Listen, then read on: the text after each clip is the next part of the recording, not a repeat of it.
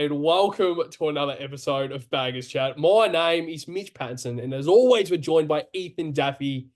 And today we are reviewing our pretty easy piece. Like we kind of predicted it. Yeah, we probably went a little bit too over the top in the preview, Daffy boy. But of course, we're reviewing the Richmond v Carlton clash tonight at the MCG. Final scores were Richmond 10 goals, 10, 70 points to Carlton.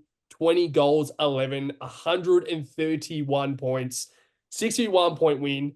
Daff, you were at the game. So just for the viewers, just very quickly, I was able to watch periods of the game. So I'll be going off a hell of a lot of what Ethan's overall thoughts were on the game because I spoke to you before the episode. I wasn't overly keen on maybe doing this episode just because I didn't really want to come on if I had no idea what I was saying, because I obviously want to have some sort of an idea coming onto the episodes. But Daffy boy, of course you were at the game, so you obviously we will go off your thoughts overall for the episodes. I was able to watch periods of the game, so I have a little bit of an idea. But Daffy boy, first things first, how are you, mate? And what was your initial thoughts of the game? No, it was good.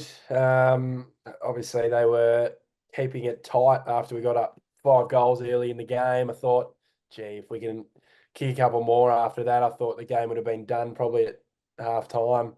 And there was a little patch where we gave them really easy goals. Like, just really, really easy walk-in type goals that kind of clawed them back in. And you just go in your head going, we just never able to smash this team. Like, I just feel like they're always up for it, or there's just always something going on, whether it's the weather or it's just, you know what I mean? When it's in our favour, the game's in our favour in terms of, us being the favourites. I feel like it's just always neck and neck, which annoys me against this team. So, no, I'm pleased.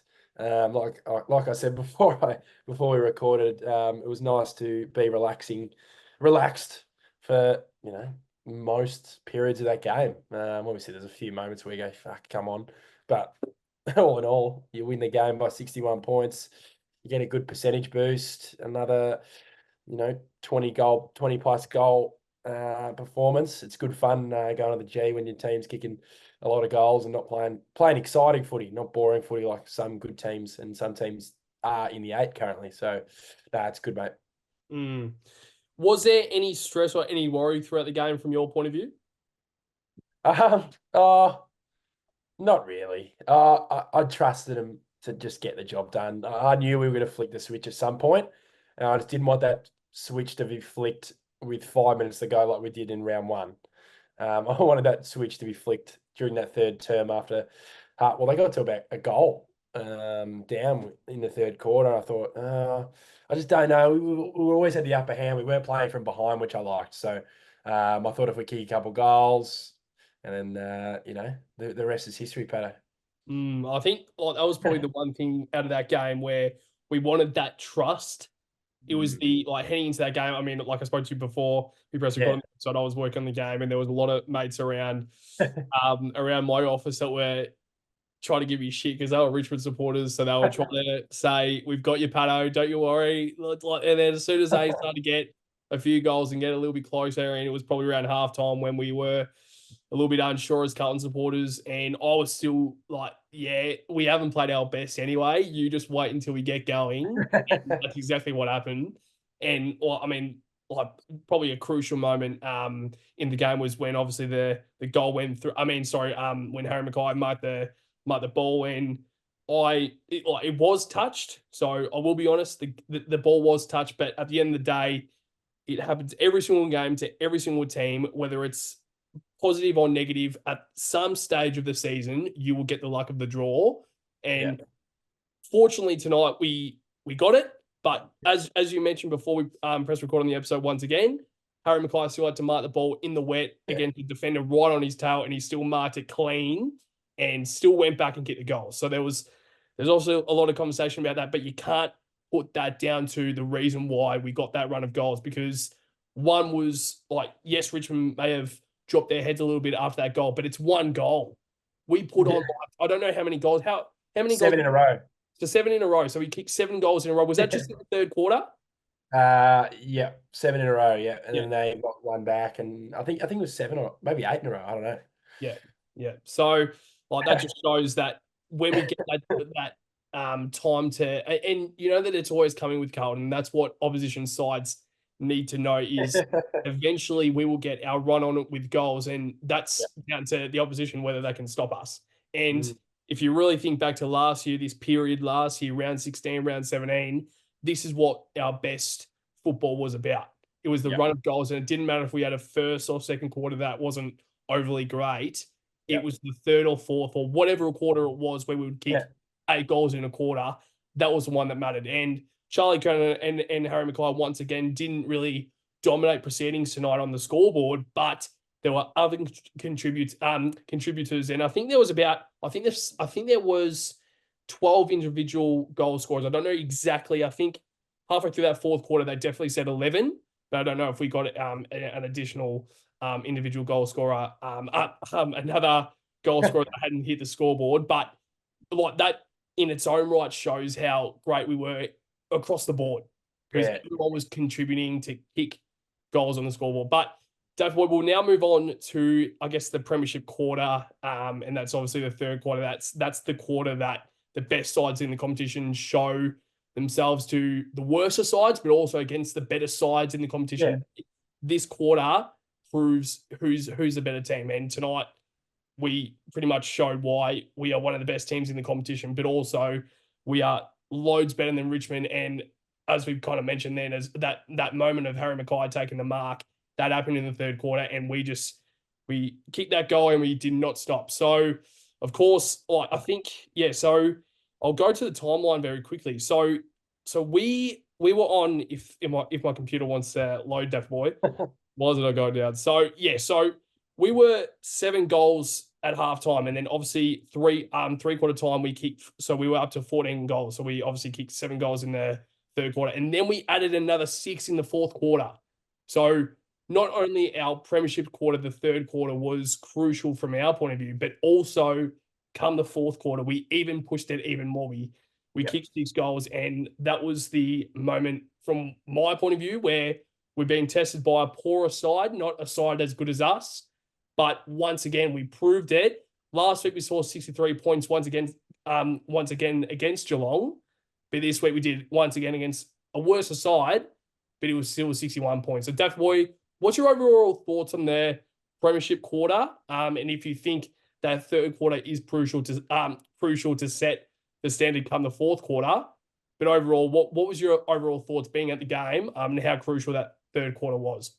Yeah, so I read a stat before comparing the both sides heading into not the Premiership, but the last quarter. I think it was like this year, it was like we kicked 58 goals in the last quarter compared to Richmond, who kicked 16. And you can see the stark difference. I know they're on the around the bottom of the ladder and we're up the top, but that's just shows the difference for me. And like you said, with the Premiership quarter, I think it's just gears for us. I think at the moment, or for me. I know that end of the last year was fantastic, but I enjoy watching the football even more now, knowing that we have those gears and it's not frenetic. It's kind of consistent along the line. Like I know we were 2 goals up at halftime, but I felt like we were in control of the game. I know Richmond were kicking a couple goals, but they just never were going to get there, I don't think. And then we just went, okay, let's just get to the next gear, which was in the third quarter, like you said, where we piled on the goals and you win by 60 points. And it was exactly the same last week. Like you put a team away early and, then especially last week, that result's looking even better now because they just put Essendon away by 50, Geelong. So it shows you the difference. Like we put both those teams away and pretty comfortably in the end, Essendon and Geelong. And, people talk about, Geelong's off that night. Well, what happens if we smack the Giants this week away? What are they going to say? Like, it gets getting to that point where I think, especially rival supporters and I'd imagine a lot of Richmond supporters today are starting to go, okay, they're pretty good. Because I think they find it hard to admit that. I think they know they're shit, but they find it hard to say, okay, these guys are the real deal. And for me, moments in a game like the Premiership quarter and periods of that game show that. That we cannot be stopped for a period of time. Like those centre clearances through that time where it was, Cripps to Walsh so many times and that Walshy goal. I might have got a little bit too excited for that goal, but Those types of moments, those are really good team moments. And you see with Sydney as well. They have those moments. Yeah, well, so you mentioned there about the overall, like how Richmond supporters and as you mentioned then, like the overall AFL supporters, they kind of find excuses to like say if Carlton are actually playing well, they can never come to the point of Carlton are actually good, but there's always like that small excuses like I know. you watch there will be people to like Free kicks. yeah, like free kicks, but also like we will once again go back to the Harry Mackay moment of that moment. There's people saying like, yeah, if you didn't kick that goal, who knows? But it's like it's we the had same thing. repeat entries at that time. We were going to Exactly. win by 60 whether they liked it or not. Let's be real. Like we went up 30, they caught up, and we still won by 60. In the wet, we kicked 20 goals. Maybe focus on winning in clearance and your best midfielder maybe can hit a target here and there. You can't even hit the side of a barn, Tim Taranto. So, really, like relying on guys like that, like he's a good player, but they call Cripps a shit disposal user. Pardon? Yeah. I mean, it's well said. Like, you're absolutely, absolutely spot on. Like, you kind of speak about Cripper and how some of the flaws, I guess, with his career is the overall ball use, but like, He's better now. he is a hell of a lot better now, and that's why. That's the. So we're going to touch on Cripper more in detail later on in the episode. But I'll ask you a question right now, David Boy. 2022 was the Brownlow year of Cripper. Probably another year. I think it was 2019 when he won the MVP, and he was up there to win the Brownlow as well. So 2019 to 22 to this year, what have you seen? The overall difference with Cripps in his game? What's evolved? But also, is this potentially his career best season for other reasons and the overall efficiency by foot? Like he's always had the high disposals due to his handballs, but it's like he's actually using his IQ by foot and he's actually executing with that efficiency as well. So the question is from 2019 to 22 to this year, what's the overall evolution of Cripper, but also your thoughts on why his efficiency this year has gotten so much better? Yeah, it's an interesting development in his career, I feel like, the last few years. And people always talk about that kind of 25-year-old period, like 25, 26-year-old period being your peak is usually 28, 29 for me. I think that's your real best when it's not like he hasn't played any good before that. He's been phenomenal and he's won a Brownlow, like you said. But I feel like it's almost the icing on the cake of your career where you're at your best. You've developed so far in your game in all different facets of your game where that's it. You're there. That's your top, and his top is obviously the top of the top. Not only in Carlton history, but AFL history and the league as itself right now. But yeah, I think this is his career best year, Patto. 2022 was a good year, but for me, what I love about this year, his teammates are coming with him. They're not leaving him behind. They're coming with him. I feel like, let's be real, he almost dragged us over the line to make finals that year. Like that game, well, he got best on in that last game, which ultimately won in the Brownlow with the 3 votes. We lose that game, miss the finals, but you looked a lot, this year, he's got 40 and we're winning by 60. He hasn't got 40 and we're losing. I think that's a stark difference. And it feels like he doesn't have to do too much, which actually ultimately helps him. It doesn't feel like the burden isn't all on him. Like he's got the players around him and he's still dropping these numbers, which is phenomenal. And yeah, obviously we'll talk more about him, but yes, to answer your question, I think it is his career best year in terms of consistency, but consistency and not having to have 40 touch games every week. Yeah, I think we'll probably touch on him right now because I think later on we'll try and touch on a few other components of the game. So we'll touch on him a little bit more in detail right now. So I'd very quickly go through his stats. So Daf, Paddy Cripps, 40 disposals, 16 kicks, 24 handballs, 5 marks, 4 tackles, 2 hitouts. Paddy Cripps, potentially the All-Australian ruckman. But the one thing that as soon as I pressed on his stats, 14 clearances. I said that clearly, clearances.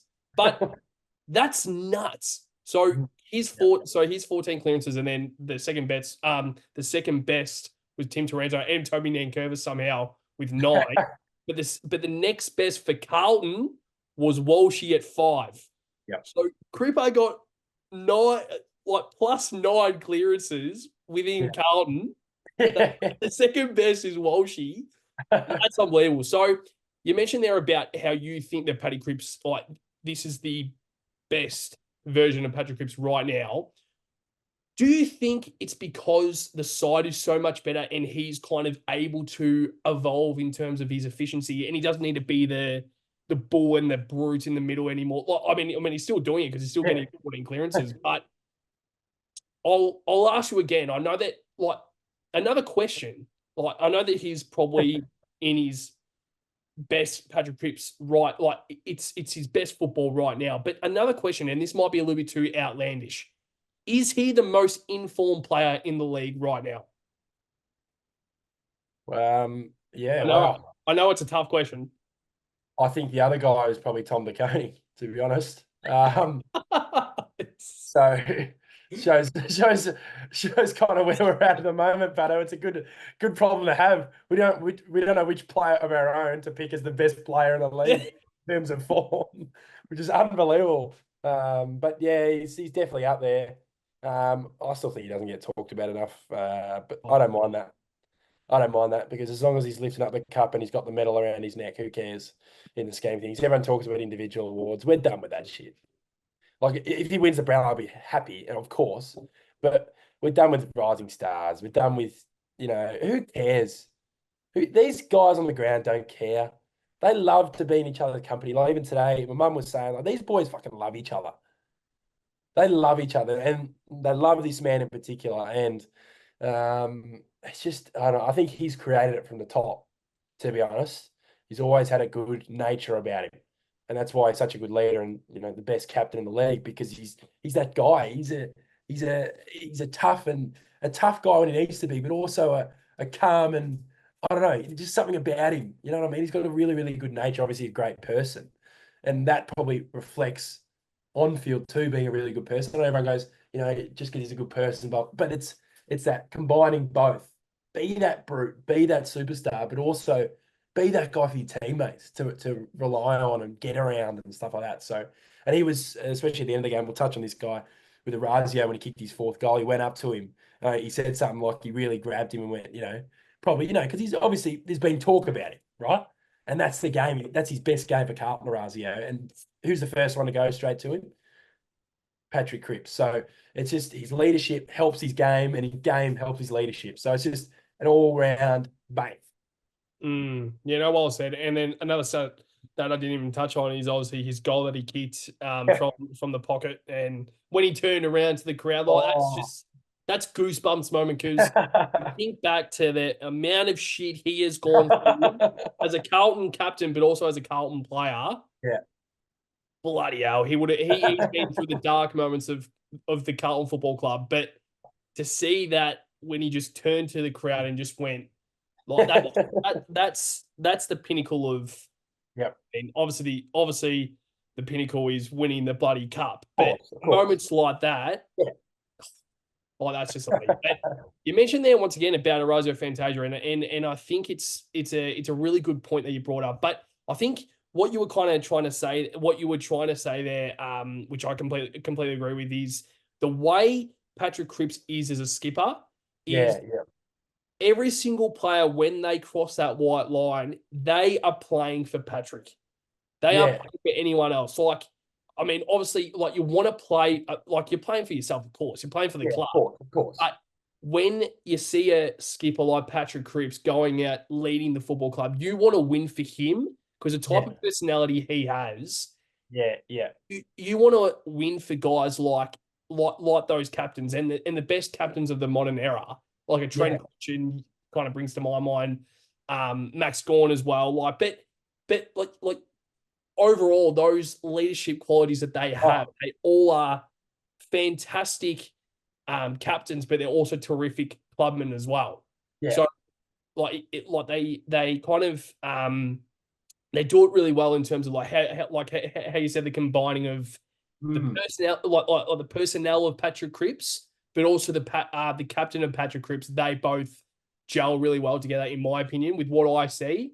And we'll touch on right now about ORAZIO Fantasia. So 4 goals, 13 disposals, 8 kicks, 5 handballs, 5 marks, 2 tackles, Yeah. 221 meters gained, and 68% time on ground. But I want to shout out this guy. So I think in our preview, I think we expected ORAZIO potentially to be dropped for Motlop, Yep. which is probably, I think a lot of people were probably expecting that. But once again, Motlop was an emergency this week.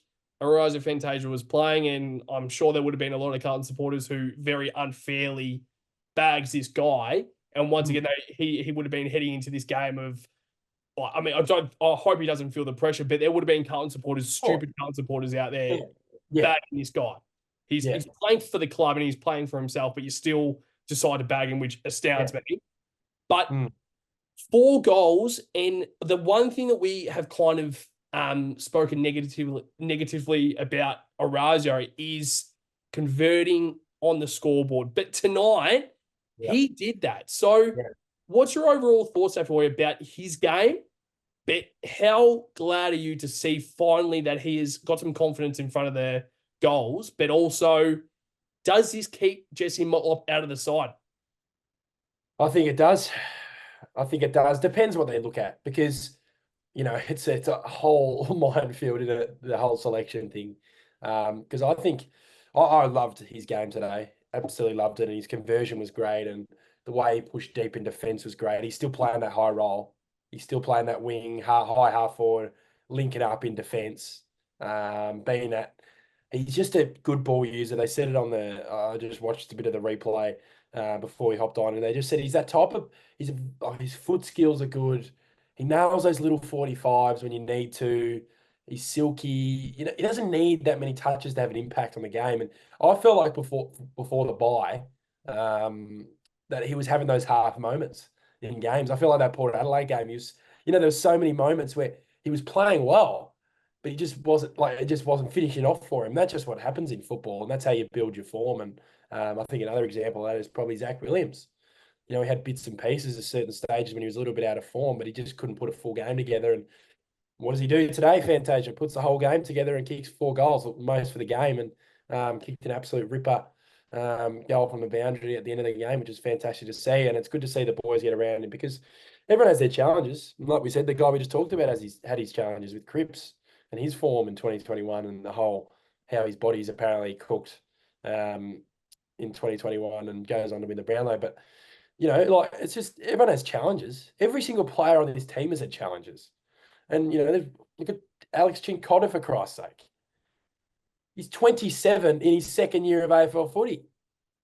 He hasn't got it the easy way, and so hasn't ORAZIO. He's been injured for the last 2, 3 years. He wasn't able to show his full potential at Port Adelaide because he couldn't get out in the park. Not because he wasn't a good player. He just couldn't get out in the park. And also, Andrew Russell, Mm-hmm. it's almost turned this guy's career around, really, from a guy who couldn't get out there, could not get out there for Port. He played like 8 games for him. He's played every game. We can't get him off the park at the moment. You know what I mean? We had an issue getting on the park, and now we can't get him off the park because he's playing, and now he's playing good footy. So he will not be off the park as long as he stays fit.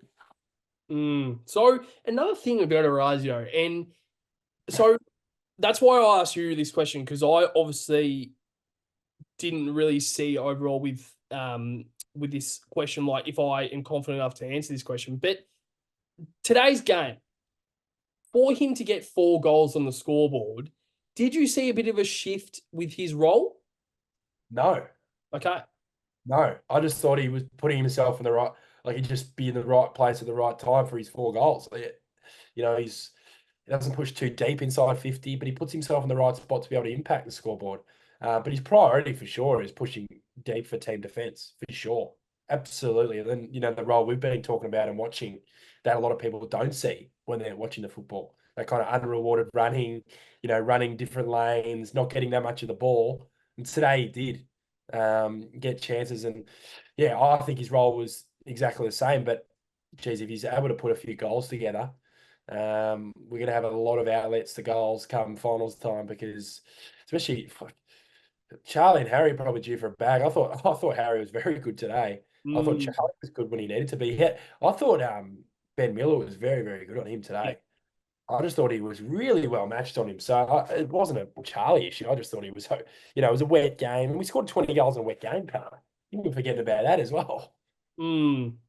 Yeah, no, like that's another thing as well. And then another name that I don't think we'll touch on in depth in this episode, and it's Lockie Fogarty of how Oh, well he played. oh, His career best yep. goals as well. Yeah, so 3 goals with 11 disposals, and that's another thing where that's absolutely fantastic. And once again, he gets his credit because he plays well once again in another win that he's been involved in. It's unbelievable. And I don't know what that streak is. What's that streak now? Oh, it's so we've lost 2 with him, which was the The Giants semi-final. game and Sorry, the prelim.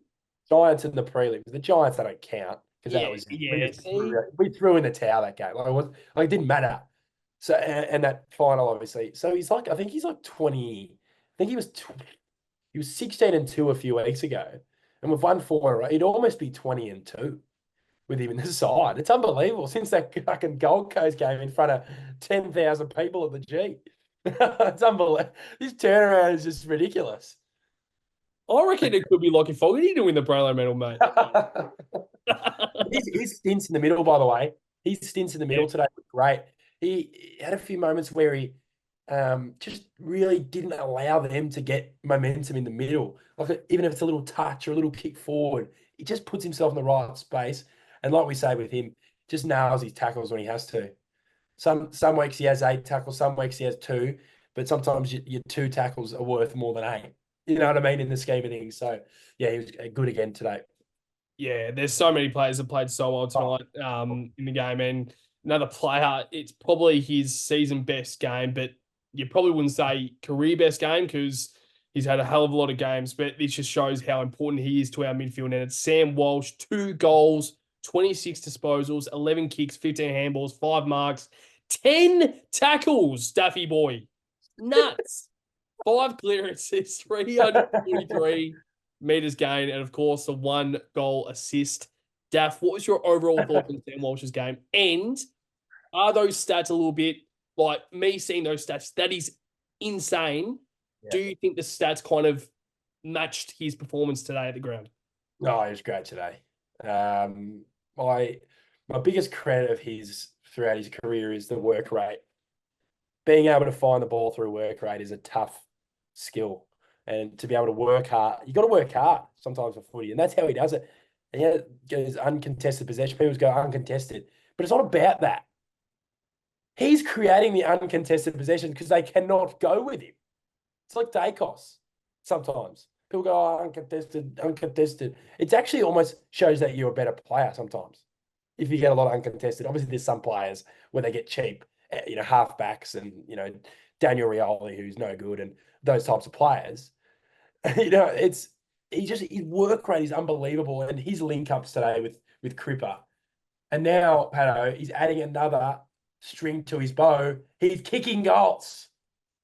He's kicking goals. And they were talking about that before the Melbourne game when he kicked the first goal. They hadn't kicked a goal yet this year, and he's just kicking goals every week now. That's what Cripper did.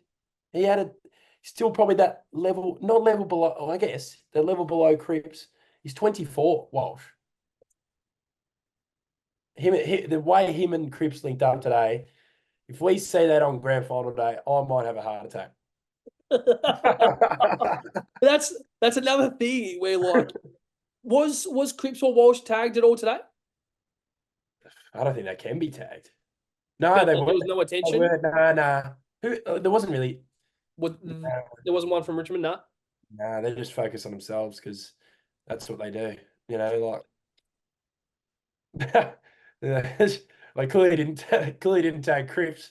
That's actually like a super question. I'm like, did they tag Cripper or Walshy? Cripper gets fucking 40 and Buddy Walshy gets 26 and the 2 goals. But another player that you mentioned, another player to mention after you just stated then about hard work and like never like never surrendering, and it's Blake. Fucking Oh, mate. how good is he? So 33 touches, 15 kicks once again, 18 handballs, 3 marks, 2 tackles, 557 meters gained. Thank you very much. And 89% time on ground, and that's as a winger. So he doesn't go off the ground much, and he runs out the game, especially at the MCG, a bigger ground. Yep. That's nuts. So what's your overall thoughts on Blake Acres' game? And seriously, right now, there has to be some questions going to Blake Acres and if he is in contention for All-Australian. And I know that the All-Australians always find a bloody Marcus Bontempelli to be on a wing, but he's now in contention. It doesn't matter if they choose wingers. He can almost get into the side right now with this top of form. And it's unbelievable how he goes under the radar. He is like the perfect winger. Yep. He's got size. He's not short. He's quite tall for his height, for his position, for his height, for his position on the ground. He's big. He's one-on-one contests. He takes big marks. He took a big mark in a semi and won us the final. And then he goes, D50, he's the goalkeeper on the line, and all of a sudden you see him kicking an inside 50. Like, it's that, if you just watch, like, sometimes if you had a game, maybe the next couple of weeks, whoever it is, the viewers who are watching at home, watch his work rate once again. It's similar to Walsh. It's not that he's not sprinting all the time, but you just see him moving. He's just getting there. He just gets there. And then he's, like I said, he's a big body. He doesn't get pushed around, whether it's a key forward, like a key defender on him, at a certain stage, or a pack mark. He can do that. So it's unbelievable how his career has kind of panned out, because he kind of started at the Saints as a forward, and he was kind of down back, and he was kind of that unknown, really, average, middle of the, kind of player. Went to Freo. They went, nah, we're chucking you on a wing. And then he ends up at Carlton and in a team full of superstars, and he's up there with up there with our stars in terms of his output. Would you think he's the most important player in terms of our structure right now? Oh, it's a big call. He's definitely up there in terms of I think team defense is huge. I know I touch on it a lot, but when you get an extra number down there every time, and then you get an extra number ahead of the ball, the same bloke, it's hard not to say that he's massive. Obviously, you got the superstars and the key position who are huge for structure, like Weeders and etc. But he plays a massive role in terms of structure. Yeah, and that's why, that's why I asked the question, because I think the past 3 years since we've been classified as a good side, it's down to the team structure, isn't it? It's the defensive structure where, and I've always wondered, like, what's the crucial component for that being so solid the past 3 years? Because a lot of these players on this list, they've been there since 2021. Yeah. And we've just added small things along the way. And one of those players was Blake Acres. And once again, to the Fremantle supporters, I don't think there's many of you out there, but I mean, I don't think many of you guys will be watching the podcast right now, but yeah, you gave us Bakers for a cheese and onion packet of Smith's chips, Daffy boy. Like, what is that about?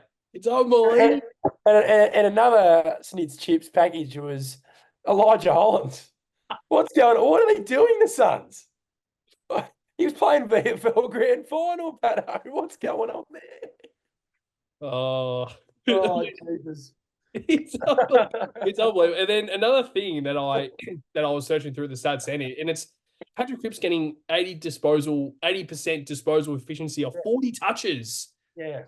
We mentioned about the efficiency, but I just wanted to research about what his efficiency actually was, and 80%. That's high in its own right, if I can actually get the word out. But 80%, that's nuts as a 40 touch game. But the last player that we'll touch on before we move on to our bag of the game votes, which is going to be very tough tonight, David Boy, and I'll put him as a bit of a nickname tonight, and it's Mr. Consistent. There's a lot of players that right now, as you think about some players, there's a few players that might come to your mind, and I don't know if this will come as a surprise as the Mr. Consistent, but it's Nick Newman.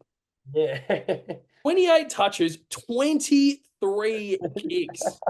like he could be arguably one of the best kicks in the competition because he's so Yeah. like sorry, I don't think he will be classified as one of the best kicks in the competition because he's so underrated. And I think I think he was even solid at Sydney, but Yeah, he was. like Sydney had so many defenders in that back line Yeah. that he couldn't really fit in. So thank God that we got him in 2018 or whenever he came to the Yeah. club. And like 2019, I think it was I think 2019 was his first year, and he was really showcased as that leader down there alongside with Wiedering. And he was unbelievable tonight. And it's 14 marks as well. Like, I know that a lot of those marks are uncontested, but it doesn't matter because Yeah. you look there once again, 706 meters gained. So Yeah. every single time he is getting the footy, he is looking to drive the ball forward every single time. And one of the stats there as well, 2 goal assists as well. Like, Yeah. it's Yeah. something where it's unbelievable how good this guy is, and that's why I would ask the question to you, Daffy Boy. Do you see him as Mr. Consistent? I do. He's a funny unit, Newey. He's got that is the way he goes about his footy is just like obviously I completely agree. I think he's a fantastic footballer. It's just something about him. I don't know, you know what I mean? Like he's like, I don't know, he's just always just moping around, gets his touches, takes grabs. You know what I mean? It's just something about him and he's he doesn't take shit either, which I like. He always stands up for his teammates and all that type of stuff. But I think the massive improvement in his game, not just this year, but over the last couple of years, is his intercept marks. Like he's taken them consistently, and he's that perfect size. Like he can play small, he can play tall, he'll take your kick outs, he'll set you up defensively, but also, like you said, with the score assists, he'll put it to Harry. I think he's got to be, I swear, him to Harry happens every week. Because I Mm, knew Harry he always says, Newey gives me the most goals. Or obviously the big one in Brisbane, that was Newey giving it to Harry. And then obviously the touch one you talked about was Newman to Harry. So, yeah, it just shows to me, well, he's a leader, like you said. And like you said, he's one of those guys, he's been there since, 2019. He's mm. been through the shit as well, really. He probably, he was a rookie listed player at the Swans, played a fair few games there, and then thought, I want to take a risk and go play at Carlton. And look at him now, he's a part of a premiership tilt side and having a massive impact. There's just so many storylines, isn't there? Yeah, it's good. So many players. Like pretty much every single player has their own Yeah, story. of course. Like even if you can even name like Elijah Hollins, like as you said, like Yeah, he was in that VFL grand final when he realistically knew that he's better than that. And yeah, once again, like you mentioned there about the risk, that's another yeah, risk that player from like Suns moving to yeah, Carlton on a 1 year deal as well. So he had to make sure that he was good because if he wasn't great this year, Carlton might say, "Oh, well, you're only on 1 year. You haven't really showed us much this year. Oh, sorry, guys. I mean, sorry, Elijah. Off you go." yeah, But and then he also signed. He also yes, signed for the club this year as well. So 2026 was it? yeah. 2 years? Yes, and Acres as well, Yeah. Yeah. re-signed, which is fantastic. So it's kind of that period of the season, isn't it, when the guys who are kind of due next year to be free agents get the deals done, and I think there'll be a few others coming in the next few weeks. Yeah, no, well said. Now, Daft Boy, let's now move on. Oh, It's good actually stuff. all right. I don't want to like. I feel like we're trying to touch on so many players right now, but there's one more player, and every single player was good tonight. But I just think Yeah, this guy can't not be mentioned of how well he played in his return game, and it's yep, at Chera. yeah, Like, I mean, as you mentioned before we press record on the episode, he somehow found a way to get 23 touches alongside Walshy and Cripper, it's but very cool. he got him in 3 quarters. So, I know. your overall thoughts on it, on Chera's game? No, I'm very content. I don't expect him to have some super game. I thought he just did his thing. He's a good link up guy. Can kick both feet. I like that. It's like Elijah. They can kick both feet really well, which can get you out of trouble sometimes in the middle, and it's good for clearance work and stuff like that. But yeah, he's classy, and he's going to keep. Hopefully the situation with Kennedy's all right with his medial strain. Hopefully, Mm. because that'd be a big, big issue if it is. Oh, it says hamstring on the injuries, but it's not. Because I saw the tweet before. It's a medial strain. Mitch Cleary said. I don't know why it says injuries here on what I'm reading, but yeah, it's going to be interesting to see what happens there too with Hewitt, and I'd imagine he comes in probably. I'd imagine if Kennedy's out, probably the easy swap, and then who do you bring up? Maybe you bring up at Carroll, or Motlop. Who knows? It's a great problems to have because seriously, we're in a very good spot of the season, Pato. 11-4, and it's great to see Ches back, and we're managing him really well. And so many players yet to come back as well. Like even a player that we haven't really touched on, and we obviously touched on it in the preview, and it's Matt Cottrell, where he's a player. ORAZIO Fantasia's playing that Cottrell role if there is a role, and he's kicking 4 goals tonight. And I'm sorry, you wouldn't be dropping ORAZIO Fantasia next week. So Cottrell's that 1 or 2 weeks away, and I think I would like to see him come through the VFL for maybe 1 or 2 games to make sure he's good to go. But do you potentially play Cottrell next week? Oh, I don't know. Nah. Nah. I think we've got to just roll with the kind of try and make the unchanged team. Like obviously Kennedy probably out. That's just a forced change, but it's like in this continuity. I'm rocking up watching games going, this team's going to win. I know they're going to get done, these blokes. So not having to go at Cotters. I think he'll somehow make his way in. But yeah, players just got to keep their form, because that's the only thing that'll get them out of the side. If their form isn't good enough at that certain stage of the season, or they're just not fitting well in their particular positions on the ground. I think that was also one of the things that I mentioned at the start of the episode is just the game tonight. That was the trust game, and it's so great to see that, because I talked a lot of smack, which I don't usually do. I don't usually I sent a message to one of my good mates, Nick, that sorry mate, how many points are the Blue Baggers winning by today? Like small things like that I wouldn't usually do. And I'm just so glad that the trust tonight was put on the scoreboard. So Daffy boy, let's now move on to our last segment of the night, and it's obviously the bag of the game votes. And for the people who don't know what this is, we go 3, 2, 1. Obviously, like the Brownlow system. Make sure to try and get to know what this is all about, because at the end of the year, Patrick Cripps will be getting a hell of a lot of 3 in the Brownlow as well. So make sure to tune into the Brownlow at the end of the year when Patrick Cripps does lift the Charles Brownlow, whatever it's called. But Daff Boy, your bagger of the game. I know that it's very, very tricky to try and pick 3 players for tonight for Carlton. What are your bagger of the game votes? It's tough. It's really, really tough. It's obviously going to be one of the 3 guys, 3 of the few guys we've named and kind of focused on. I think I have to give this guy 1 vote. I just think it's just sheer consistency this year. It goes under the radar. He just has to get a vote, Patto. He needs to be getting a few votes, and he probably should have a few more votes on the leaderboard. It's Blake Acres. Give him 1 vote. I don't think 33 as a winger. And it wasn't like it was 33 stat pad. You could notice him in the game, and it was just really good. So it's fantastic from him.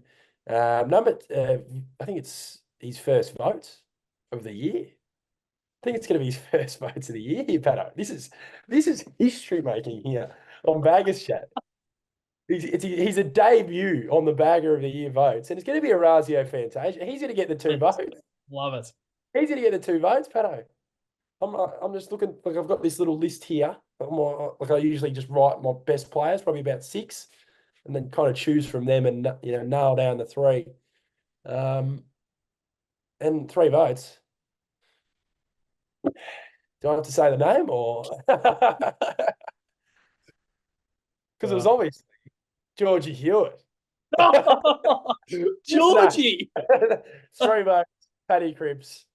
He was too bloody good today to not be. He was 3 votes at quarter time, I think, to be honest. Yeah. Well, I mean, I'm surprised you didn't actually put George Hewitt down, because he's my 3 voter. He spent buddy half a quarter on the ground, and he somehow found a way to get into the bag of the game votes, David Boy. But no, let's be serious. And now it's so tough. Yeah, it's so tough. My 1 voter, I'm giving it to ORAZIO Fantasia. Yep. Or as BT would say, ORAZIO Fantasia, whatever. BT. bloody BT is also. He was I'm not going to commentating talk the game about. today. Yeah, I've read Twitter today. I won't touch on it too much, but I think the viewers and yourself will know the direction I am kind of speaking in terms of Brian Taylor. But we won't talk about much about The that. newest Channel 7 commentator, Ethan Daffy from Baggers Chat, representing Baggers Chat. BT out, E Daffy in. But so one vote arrives at Fantasia. Now, two votes. I don't know how I can't put this guy in. Yeah, I know you're doing. And it's Sam Walsh. Yeah, I was going to put him in. I was like, oh, nah, let's give Blake a bit of Yeah, limelight. of course. Of course. But I 100% agree. 2 votes is fantastic for him. Yeah. And I love that you like that's why I feel like I had to put him in because I mean I love that you put other names in and another player that you can almost put in is Nick fucking Newman. Like seriously, like the stats that we have seen tonight from Newman, I don't think there is like very much like Cripper. There's not enough talk going to Nick Newman, and Yep. seriously, his season this year has been unbelievable. I don't know if he's in conversation of All Australian. Last year he was in the 40-man squad. Yeah, He almost should have made it last year, in my opinion. I thought he was second or third in the BNF for us. So I completely agree where you're coming from. And I also like that you said Nick fucking Newman. That's what I was laughing at. there's been a few curse words tonight, so from my point of view, I apologise to the viewers. But yeah, 3 votes. Yeah, he almost has locked in the inaugural bagger of the Yeah, I think he has. bagger of the year, definitely. And Patrick Cripps, and I'll go through his stats once again. And there's one certain stat that I'll touch on. We've already touched on it plenty of times tonight, but it's 14 clearances. Yep. Like that is nuts. And I would like to see, I won't check it right now, but I would love to see after the episode of where he ranks in terms of clearances. Because I think James Rowbottom's been really good for Sydney in terms of clearances, but I think Patrick Cripps would almost be up there in terms of clearances. But I'll check that obviously after the episode. Or if the viewers want to check that as well, make sure to check it and comment it down below. But therefore, of course, that is the last segment that we'll touch on for the review episode. But before we wrap up the episode, is there anything else you would like to touch on? I'm just happy that footy is just a little bit easier these days. It's nice going to the footy, even though it's a cold day, and just watching the footy and enjoying it, and trusting these boys. And obviously next Saturday night, I believe. Arvo. Saturday Arvo. We've got the Giants over there at NG Stadium, so that'll be an interesting clash, and I think it's another winnable game for the Blue Baggers. Hopefully, after that game, we'll be 12-4, and then who's after that? Dogs. North. Dogs. Deal with them, and then play North, and for 14-4 sounds pretty good. Yep. Now I don't know why I decided to interrupt you because you're exactly right. It's generally held next week on the Saturday night, so I don't know why I had in my mind of 4:35. Yeah, so obviously Giants next week 7:30. So we're going to try and do preview episode probably early next week. We'll see. I mean, oh God, it's already Sunday, so yeah, it's a quick turnaround. So we want to try and get that episode out probably midweek next week, but. Yeah, so obviously it's the Dogs the week after, then I think it's North, Port, then the Pies. And I think, so from the Dogs to the Pies, I'm going to every single game, which is good, man. Because I actually was like concerned that I wasn't able to go to any other Carlton games for the rest of the year, like 3 or 4 weeks ago, but I've actually been able to find a few replacements for work and stuff. So it's good that I'm able to go to the Dogs, North, Port, and then the Pies round 21. But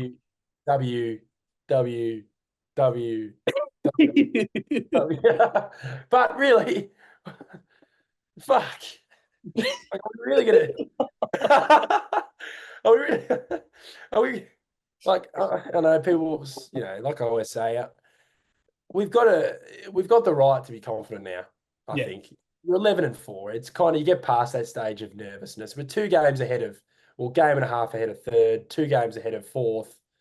We're really eyeing off this second spot and only 2 games behind the invincible. I'll repeat, invincible Swans. So, yeah, I'm excited, mate.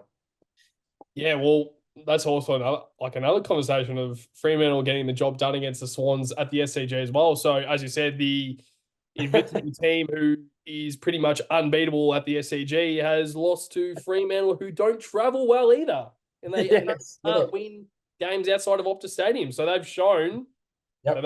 that they are almost a real deal, and now they've shot up to third place on the ladder, Fremantle. So I don't know What if is it's going to going on be. this year? It's Like, unbelievable. I just feel like the drop off from after, like, I'm not just saying because we're in the top two, but I just feel like the drop off of level, like from, I don't know, Freo third. I'm not saying they shouldn't be, but it's just like, Yeah, completely agree.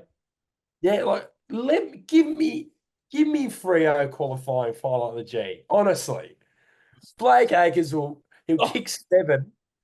And he'll pull it. He'll pull a paper bag out of his sock, and it'll be all the cash Freo are going to pay him. The $2,000 a year they offered him.